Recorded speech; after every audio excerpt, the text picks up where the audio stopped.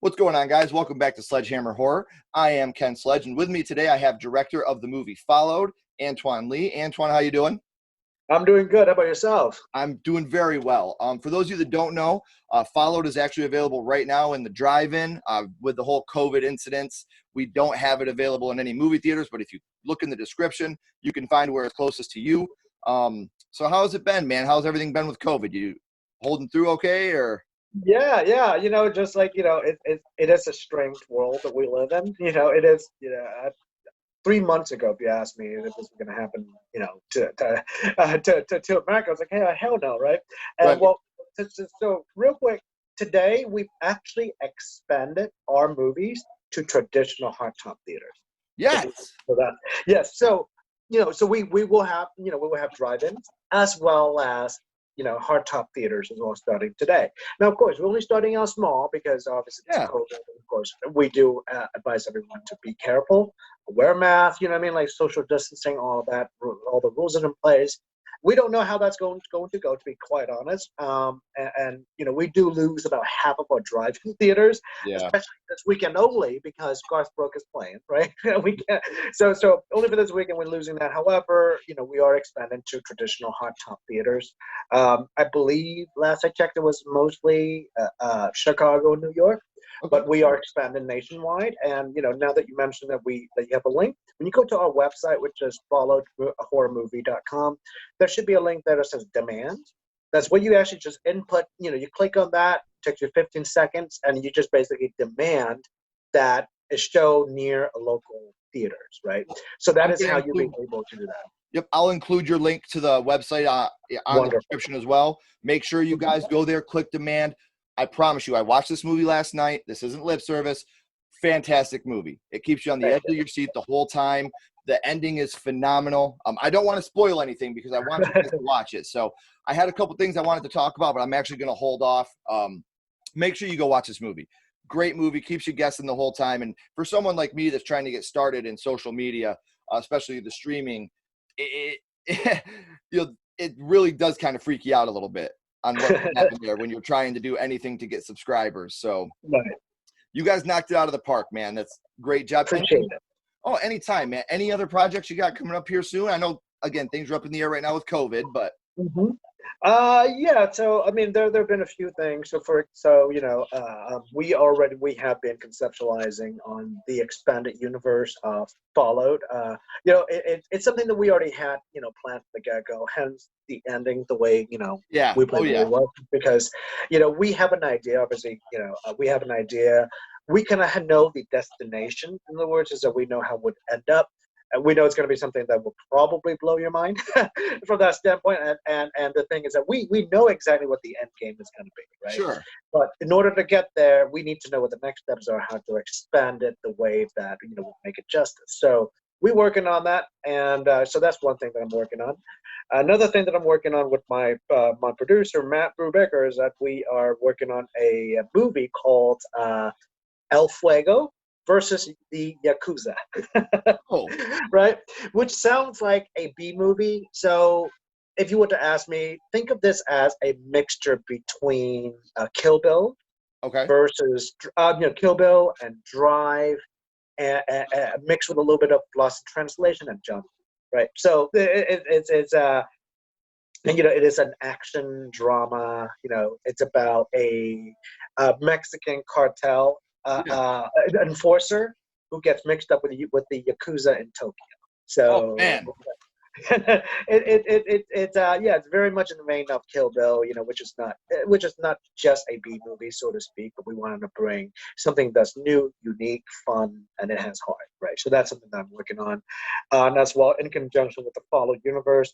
And then the third one, which again, I wouldn't say that I would work on it, that I'm working on it, but that's something that we've been having for over a decade now. I'm just not ready to do that one yet, is due to the fact that it's a very serious movie. It's completely different from anything I've ever done. But that is something that I definitely very passionate about to do. And that is a story of a Holocaust survivor. It's going through. It's an amazing true life story of a person that I personally know. It's just beautiful, and how it's just the human spirit, and how he could actually survive the Holocaust, and escaping it and basically make a life for himself, and and still keeping his soul intact. I think it's just something that, although the subject's been done numerous times before, but I think now I'm approaching it a little bit differently. And it is because, due to subject matter and everything else, I want to make sure that I am completely ready as a filmmaker and as a person in order to tackle it. But that is I want that to be my magnum opus in a way. But yeah, so that is still going to be that. But yeah, so those are the three that I'm working on, along with other things that my production company is producing. So yeah, quite a bit of things that. Whenever you start when you get any updates, man, please let us know. I'll be happy to share it on the channel for you. Real quick, before we get into your first horror movie, I do want to let everybody know, Followed, again. Make sure you're checking this movie out. I didn't know anything about a Followed universe. I thought this might be a one-off, but the way it ended, this would be a perfect thing to make a sequel to, make into a whole universe. So I'm genuinely excited, man. So thank you. I really hope that can work out for you. Not just for you, but for me, selfishly. I hope this can work out. Absolutely. Thank you. So today we are here talking with Antoine about the first horror movie he ever watched. And your first horror movie that you can remember watching was? Nightmare on Elm Street, Dream Warriors. Yep, that's it. Yep. I wouldn't say that it was my first ever, because, to be quite honest, I don't remember what my first ever was. It's a little bit about me. I was actually born and raised in Vietnam, so not here in the States, right? So the selections of horror films are limited, because like, we got to go through the whole censorship and whatnot. But I do remember watching, Friday the 13th, which.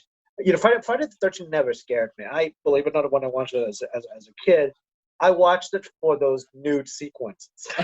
Well, I mean, as a kid, I remember, I lived in Vietnam, so there was a lot of censorship there. So anytime you see oops, you gotta do as an 11-year-old boy, right? But the reason why I would pick Nightmares, because that was the film that really impacted me in a way that it actually kept me up at night, and I still remember little details about it, even up to this day. So I would say that I would consider this my first work.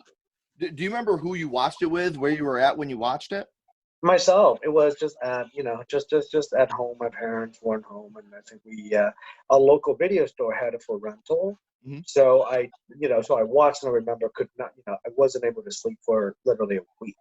It was just crazy. I just remember certain sequences, like how the TV would turn on, and it was just it was really unnerving for me. But that was my first experience. You said you were about 11 years old then? Even younger than that, to be honest. So you think even younger than that. Being alone and seeing Freddy Krueger turn into a TV. Welcome to prime time. Yeah, right. Yeah, and oh man, because I just did a 31 and 31 where I ranked all the Halloween, Friday the 13th, and Nightmare on Elm Streets from 31 to 1, and I talked in there about Nightmare 3. How I think, in my opinion, this was the best of all, or Nightmare, I'm sorry.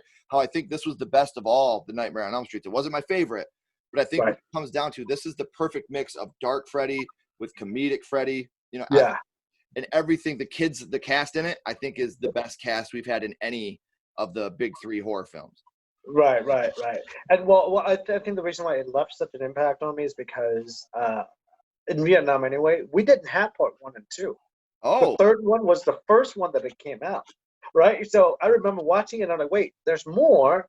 So I actually tried to track down the first and the second, but weirdly enough, first and second, I couldn't even track it down until like 4 or 5 years later, from what I remember, because it never, through censorship or whatnot, it just couldn't come, right? So I really didn't understand the whole story, all that. All I know is that was scary. That's it. Oh yeah, yeah. So if you had to choose the one scene from this movie that affected you most, which one do you think it would be, and why? Well, I mean, like I recall there's a scene when the girls are sleeping, and then she looks up, and there was one of those dolls, and the doll just, he cuts the string off, Oh then yeah. it becomes that, right? And it's just that scene that just scared to me. Why? It's because, like when you sleep, when you sleep and you open your eyes and you're like half awake or whatnot, Mhm. things just look scary, Yeah. especially in the dark, right? So, like, say in my room, and I would just open my eyes one at a time, and just look at, say, a hat that I have on, just so like a coat Yeah. hanger. Like, oh shit, there's a person sitting there, right? So it's like, so those are the things that I guess impacted me, is because and I think it influenced on my filmmaking ways as well, because if you recall watching Fallout, is that I never wanted to focus so much on what the ghost looked like, Yeah. right? It's and again, it's like, I understand that it's, some people prefer it the other way. I do remember there's people who watch the movies and they liked it, but they're like, hey, I wish you would show the ghost more, right? And I think it's up to the individuals. There are people that like it, but with me personally, is that if you don't know what it's like, your Wasted. imagination is the most powerful thing ever, right? It's just like how you're just asleep and you just open your eyes and wait, is that what I just saw? What did I Yeah. just see? Right? And then your mind started playing trick on you, right? And I think that's how it influenced me in that Well, sense. It's I because think knowing what they when a movie like yours is done right, less is more. Right. Less is more. I'm a big believer in that. Less is more. Especially with Followed, one of the things that I wanted to talk to you about too was with this movie, because I consider this a half found footage film. What I Mm-hmm. love about this is you don't feel Hollywood with this movie. Like, Mm-hmm. because I think when you get found footage films and they feel too Hollywood, it's not as genuine. This Right. feels like a bunch of friends that are hanging out, even the way they fight with each other. You feel Yes. that family love and that family fight, even like the part in the lobby. Like Yes. you feel that tension that you feel when you're fighting with your friends and family, not two actors that are sitting there fighting with each other. Right. Right. I think that you did a great job. It's funny, the last three Thank you. films I've watched like this have just been knocked out of the park. I feel bad for the next one because there's no way it's going to live up to the three that I've just watched. So, I appreciate it. Thank you. no Yeah, I mean, problem. the next one's going to look different because, to me, they're going to tackle something. I wanted to make it unique and different. Yeah. Something that's interesting is, believe it or not, I'm a big horror fan, Uh-huh. but I would not consider myself as a horror filmmaker. Although this is my debut feature and all, but back in college or whatnot, my short films have always been about action. Right? I like Okay. action movies and drama. And I loved horror because it's the sort of feelings that you don't get from anywhere else, right? Mhm. Is that, like people are it's like that fearful. And there's something so much fun about having that Yeah. fear, right? So I never would imagine myself making a horror film. I always like horror, like as a viewer, as an audience, Sure. not as right? So I always like that, but it's just that when I tackle Follows, because of the fact that we were new independent production company, I needed to, I wanted to make my debut feature, and the subject matter, of the vlogging and the Hotel Cecil, the Yeah. real life Hotel Cecil and Lisa Lam, that story always intrigued me. And I work with a brilliant writer, Todd Glick. He's he has books that he's a veteran in the industry, and he's just a wonderful, brilliant writer. Uh, so that it's all the opportunities. At first, believe it or not, I was actually going to, as a production company, I was going to hire a director to do that, right? And because I didn't think that I was up to the task, to be completely honest, because I'm an action director, right? So, but the only thing is that due to the extreme low budget that we have, in other words, is that we made it on a shoestring budget, right? So on a shoestring budget, I needed to trust a director well enough to shoot to do this, because this ultimately is going to be my first debut feature for my production company. Oh, So I okay. didn't want to do that, right? So the way they looked at it is that, hey, if I'm going to take a shot at another young filmmaker, why not just take a shot on me, right? So that's why I just decided to step in. Who can you trust more than yourself? Right. Yeah. So to be honest, like it's the whole thing is a learning curve for me. Even with the filming and everything else, like I have the idea and I did that as well. But in the post, that's where like friends and people like yourself, the horror Right. community. I started looking at the horror community. I started looking at the rules, what the rules of the horror film are, in order to cut it the way that we were able to do it. So the experience was absolutely amazing because I learned a lot as a filmmaker and also as a horror filmmaker, that I think that in the sequel to this or any other horror film that I'm doing in the future, I already wrote down 12 different Yeah. scare scenes that I looked at, like, oh my god, this is going to make people shit their pants, right? So I cannot wait to put it into whatever film that I'm doing next. I can't wait for you to make me shit my pants. I think it's going to be pretty unnerving. What I have, I guess, created in my mind. But we'll see. Yeah. And you did mention you did this on a shoestring budget. A little bit of kudos here because you can't tell. Like while we're talking about Nightmare on Elm Street, the first Nightmare was made on a shoestring budget. I mean, it was but it didn't look like it was cheap. Like the first Friday the 13th looks like a cheap movie. This doesn't look like a cheap movie.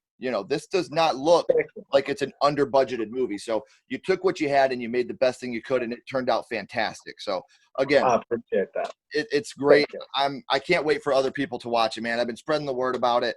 We need to get this out here, especially I need to get the Followed Universe, man. It is.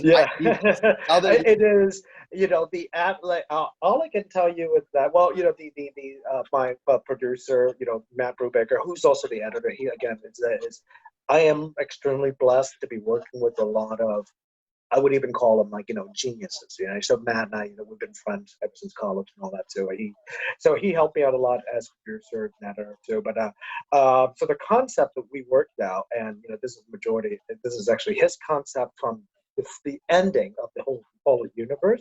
Yeah. I honestly think it might blow people's mind. It's really awesome. It has to do with if I say anything further, I wouldn't reveal it, right? But yes, it is something that I think it is. It's pretty awesome. It's pretty mind-blowing. At least what I know. I can't wait. I think the third act of this movie was mind-blowing. I mean, that whole third act, you had so many things that happened in the third act where you're just again, I don't want to spoil anything, but you're watching this third act and you're just like, did that just happen? How did that happen? Where did that come from? And you're putting pieces together that you didn't know were there yet. Right. The storytelling, like you said, being a horror movie, it was fantastic, but the storytelling you did in it to connect those dots. I mean, that's something that, that gets underrated in the horror genre. Because a lot of people go into the horror genre with, I want to be scared. I want to be scared. But if you don't tell a good story that can keep people guessing, the scares really don't matter to me. So, right. This movie had everything, man. Thank you. And you hit it right on the head because with me, one of the rules that we established, me and talking to the writer, we established is that, the scares was one of the set pieces of one thing, but I wanted to focus on the story as well as the heart. In other words, is the characters, right? So it's that if you don't care about the characters, no matter what scares, that happens, it might be a jump scare, you might just jump in your seat, but it doesn't really stick with you, right? You have to care about this particular character in the sense that if he feels the dread, you got to feel the dread too. So it was a rule that I managed from the get-go. While we're on that subject real quick, I'm not going to say what, but there is an extremely happy moment in this movie as well. And you feel the pride and happiness when you watch that scene. That's one of those scenes that I just, you're like, yes, and you feel happy, you feel pride in that scene. So congratulations. I think you know what I'm talking about, obviously, but congratulations on shooting that. Me as who I am, that got me kind of misty-eyed too, because that feeling when you've been in my shoes or those shoes. So you get excitement for them. Yes, totally. I get exactly what you're coming from. Yes. Back to Nightmare real quick. When you think of the Dream Child, what is the first thing that pops into your head? I keep on going back into that particular sequence. I'll half sleeping and looking up, and that doll is just a regular doll, and then all of a sudden it just cuts itself off, and it disappears, and it becomes Freddy Krueger. It's just like that thing just stuck with me. It just stuck with me. So if you mentioned Nightmare on Elm Street, that is the first thing that came into mind. Obviously, there's other things like for example, the TV, the girls they actually get her head bashed in the TV. Yeah, that's also very. That's also very memorable as well. And I think another thing that also very memorable, and I think it was extremely cruel, was when Freddy just took, the veins out of the person and was just walking like a puppet. Oh, dude, I was like, ew. I remember watching that. I was like, oh, God. Remember, dude, watching it from, through through a child's eyes is like, holy shit, right? It's. So those are the three things that, it stuck to me to this day. But if you were to ask me what my favorite horror movie was, though, yeah, it's not that. It's The Ring. really.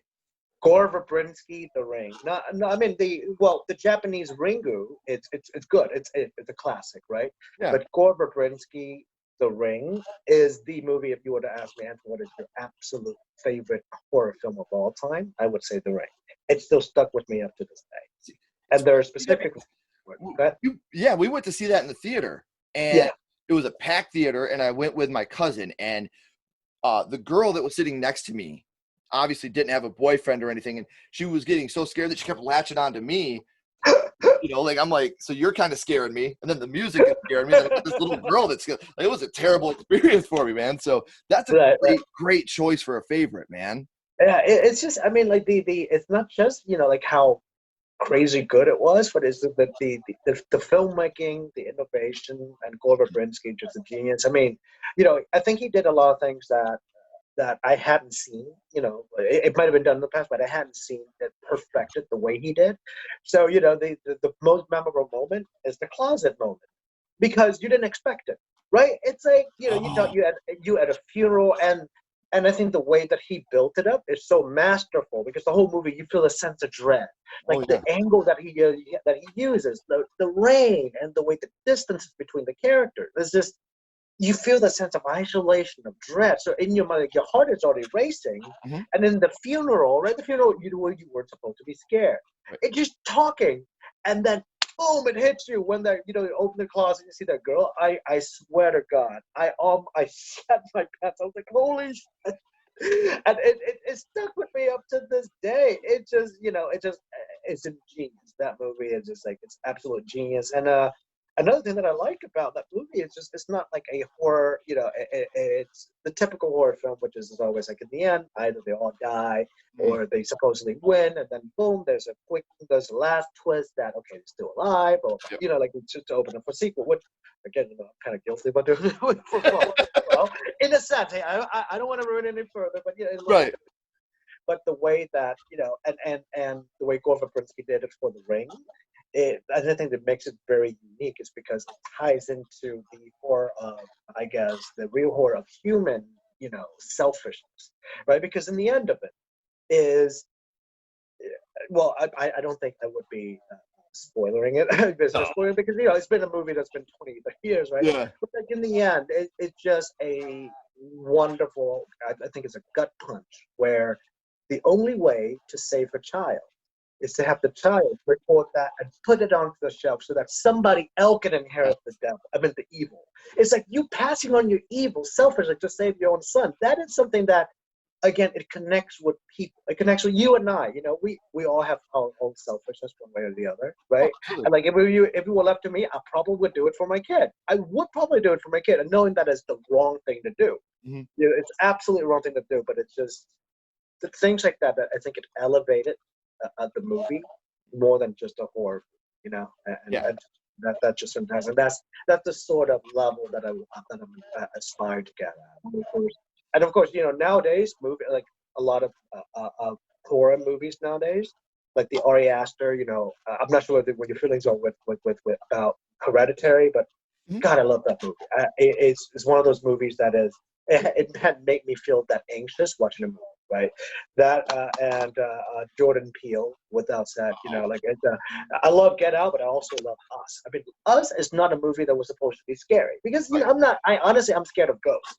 Okay. Personally, I'm not scared of clones. I'm not scared of other people to look at me. But Jordan Peele, he just does it so well. He's a master at it, and I think any new Candyman coming out.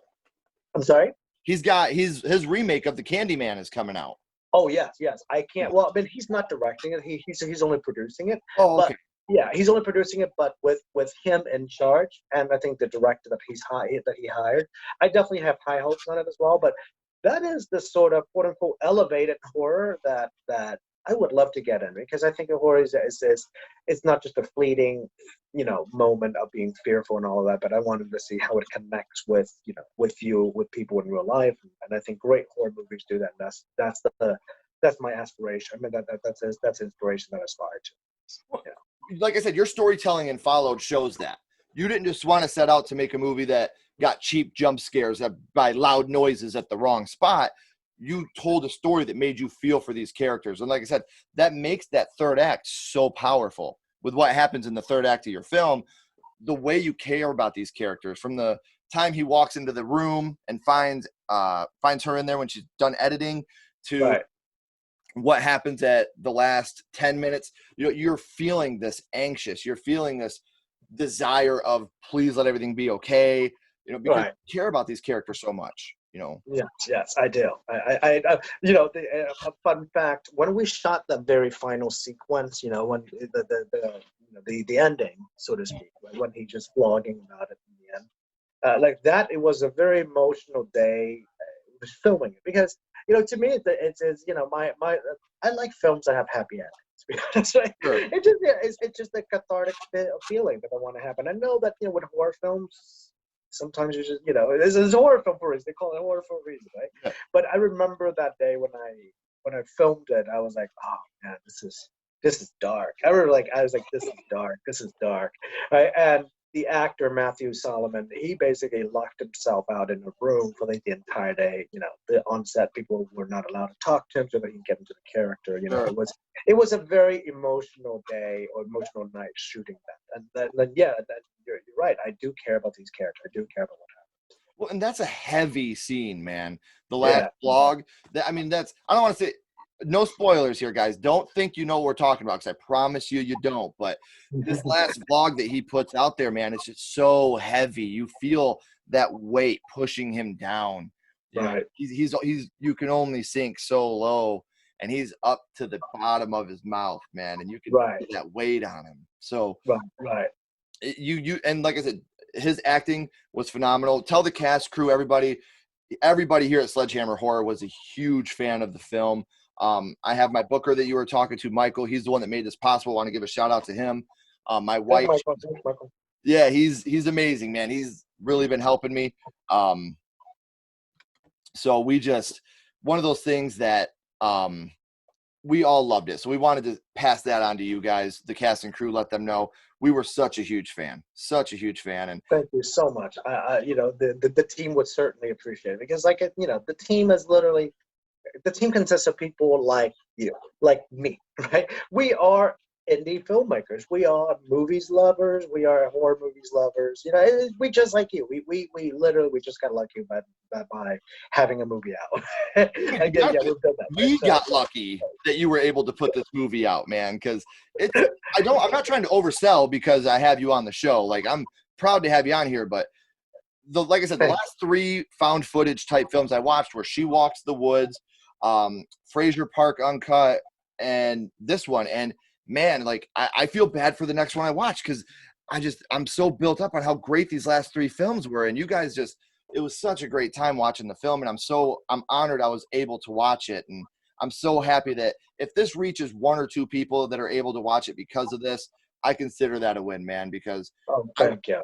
Yeah, and I want to be able to talk to people about it. I want people to watch it and call me and go, Ken, do you remember? Oh, trust me, dude, I remember. Like, well, yeah, it's and also the way that we design it is that it is designed to be watched multiple times and to watch it at home as well. Because so one tip that I can give you is that when it's available on digital, take a look at like pause the scene if you can. Pause like when the screen, whatever. Look at all the text messages and all of that. There are clues that I have on there. There's it's not as linear as people would think, and the way that I do it is that I do want to invite a conversation. It's the whole thing is about the critique of the vlogging culture. If you're a vlogger and all of that, it's so in other words, is that watching it the first time, watching it the second time, you may have new insights on it as well. Sure. And that could connect to the quote-unquote universe of the was talking. And you'll be looking for different stuff the second time you watch it, after you've connected the dots at the end. The second time you watch it, you'll be looking for completely different things than you were looking for the first time. Absolutely. I know you're a busy guy. I got one last question about Nightmare before you go. What if you had to pick your favorite death or kill in that movie? What do you think your favorite one would be? Which movie? My movie or Nightmare 3? Nightmare 3. I think that my favorite kill would have to be the vein, the puppet. It's just because it's it's disturbingly evil. I mean, like, just I mean, obviously, realistically, obviously, you can't do that, right? But as a kid, I thought it was possible. I remember looking at my vein, like, is it really that high? Like, how can you pull it up, right? It's just that it's not just a kill, like you get killed, whatever. It's a momentary pain, right? Like you get your head cut off, boom, done, right? But this is like this guy makes him walk. It's just to me, it's just cruel and unusual, man. Yeah. So that's stuck with me. Watching that now that I'm older, I can appreciate the fact that in some of the sequences you see those veins and tendons, but in the other ones you don't. It looks like he's just sleepwalking. Right, exactly. Watching that back now, that's so incredible how they did that. I gotta let you know, man, my favorite kill will always be the TV one. When I was a little boy, like, I'd play video games, and I would beat the end boss, and I'd be like, "Welcome to primetime, bitch!" Like, that was like my quote when I played video games, man. No, I might take that quote too, because I do play video games quite a bit. So that's cool. Do you play online or what? Oh, absolutely. I'll have to. We'll email you the gamer tag. For sure. I mean, like, I usually would play solo, just because the time that I have is just I don't have enough time. So by the time that I get on, most people already get on. Like, I would get on like 5 a.m, because that's when I have my free time, 30 minutes. But right now I'm just playing my Final Fantasy VII remake. Oh, understood. But that's a blessing, man.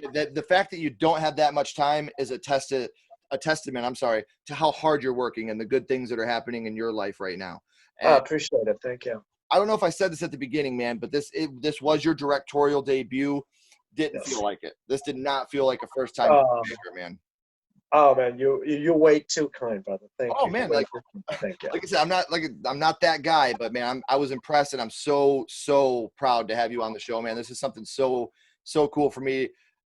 All these people I've had on here, I get to talk to people that I look up to, that have meant a lot to me in my life, and these newer people that I'm just meeting. Michael is really turning me on to what's going on in the world of found footage. I didn't really get into the world of found footage when I was younger, because Blair Witch ruined it for me, scared the hell out of me, as a little kid. But now he's really getting me back into this, man, and I'm appreciative to him, and I'm appreciative to you guys, because you guys do it right.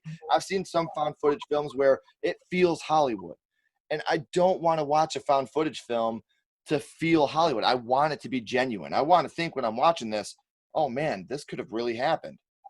Right. And I got that from your film, man. And again, I hate that I can't spoil it. I can't wait until this comes out, physical copy, so we can do maybe something me and you were talking about earlier. But I'm so excited for this to come out on physical media, and I'm so excited for you guys. Head to your drive-in, take your wife, take her out. She deserves a good date. She deserves a good scare. She'll hold you in the car, and you'll love every second of it too. So appreciate it. You want to add before we go, man? Yeah. So, well, no, it is an honor to be here, and to be honest, is that talking to you, like, talking to people who are fans of horror, and then, like, you get the movie. It's just wonderful. I can actually talk all day. You and I, we can grab a beer and just talk about movies all day. It's fun. I'm a fan first, and a filmmaker second. I'm a fan. I want to see what just like you. I'm a horror fan, so whatever I put out there, I put out there as a fan. So I sincerely appreciate that you invited me over and all that, and yes, and I think although your channel is new, but just the way that we carry this on, I think your channel is going to pick up a lot of subscribers. If you guys haven't, done it, your viewers, you got to do it, because I think this has gotten, based upon what I've heard so far, and based upon this sort of features that you guys are going to have down the line, I think this is going to be really fun. I'll definitely tune in myself. So I'll definitely. That means the world. Just knowing that I watch you and I respect you, just hearing you say that just gives me that giddy feeling. Like that's. Oh, I appreciate it so much. I was going to ask you one more question. If we ever get it back to normal here, and we have any type of horror cons out here, man, I would love to take you up on that offer. Maybe you, Tyler, go out, grab a beer, if we can get you here in the Midwest somewhere, I'd love to take you guys out for dinner, take you out for a beer, and just have some fun, man. Absolutely. Absolutely. I'll take you up on that. Would love to. Absolutely, man. Okay, this has been Sledgehammer Horror. I am Ken Sledge. This has been Antoine Lee. Thank you again so much, man, for being on, and I'll talk to you here soon. Absolutely. Thank you, Ken, for having me here. Appreciate it.